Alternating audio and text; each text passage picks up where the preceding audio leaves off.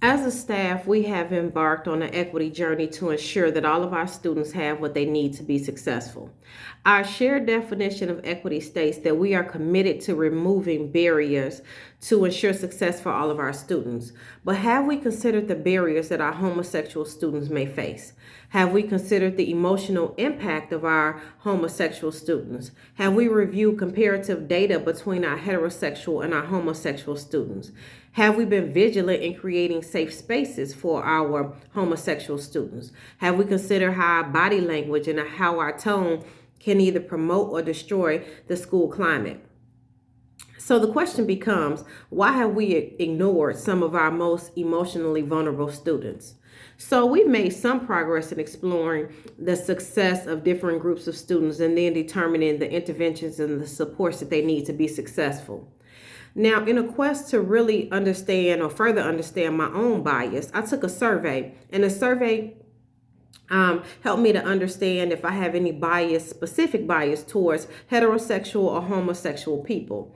And the results showed that I actually have a slight bias towards heterosexual people. So the results were a little shocking. In fact, I was slightly embarrassed. And so it made me think about my own leadership and thinking about how my bias may be showing up in my leadership practices. And so, although we've been intentional as a school about supporting all groups of students, our current practices and data suggest that there are few to almost no specific supports in place for our homosexual students. And so, as a result, I've identified that this is an area that needs immediate attention. According to QZ.com, each year the U.S. Center for Disease they use a youth risk behavior survey to collect information about teen behavior. Last year, they added 2 questions to this survey. And the survey questions, these 2 new questions ask students about their sexual orientation and the gender of their sexual partners. And according to the survey, 1.3 million kids, or roughly 8% of all high school students in America, reported either being gay, lesbian, or bisexual.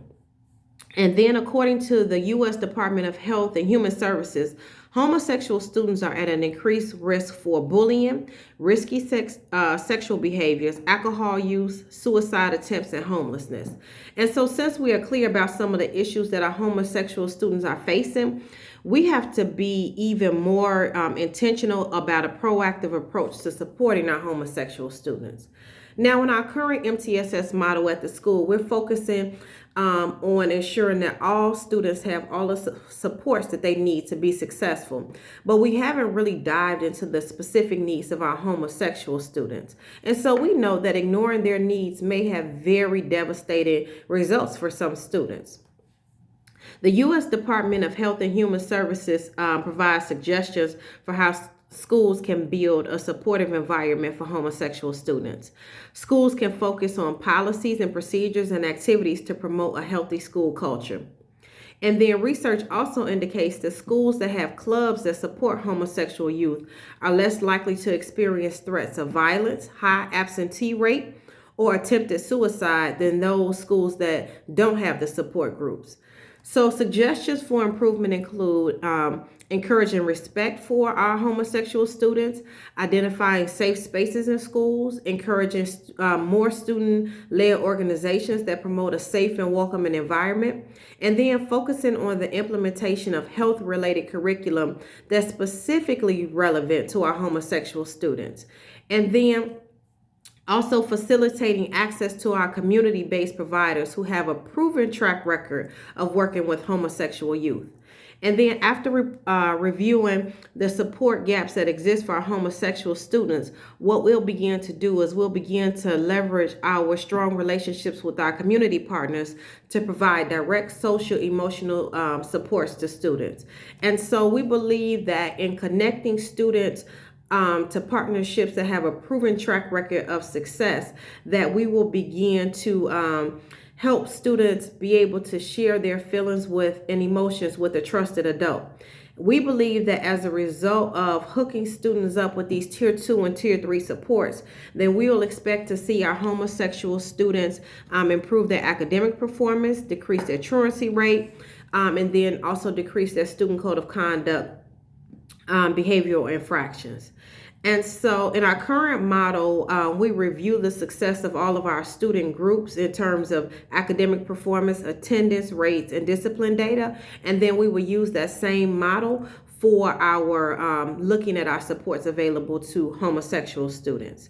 So one of the lagging indicators that we will use to really look at our student success rate is looking at graduation rate of our homosexual students in comparison to the graduation rate of our heterosexual students. So again, the leading indicators will be attendance, grades, and behavior data, and then our lagging indicators or indicators over time will be looking at graduation rates.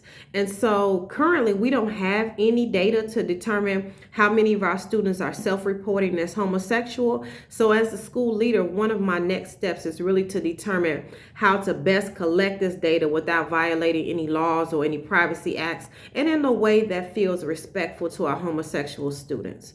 Other things that we'll begin to do is on our bi-weekly MTSS agendas, we will specifically begin to look at how to support our homosexual students. And so the purpose of our MTSS team is to use a data-driven cycle to identify students who need support and then connect them to the supports and analyze their progress. So we will do the same thing as we're building out supports for our homosexual students. In addition to collecting data to identify our homosexual population of students, other immediate actions for implementation include training and development for the MTSS team on how to support homosexual youth, identifying our community partners who've already had success with supporting homosexual youth, developing an equity model that defines the supports that are provided to groups of students, including our homosexual students. So like, what is our whole equity model? Who are our groups that we're targeting? What will be the success? And then we will specifically look at how our homosexual population of students fits into the equity model. So research and statistics tell us that homosexual students may require a different type of support to ensure that they're emotionally healthy. So focusing on the emotional health of students is really just part of educating the whole child.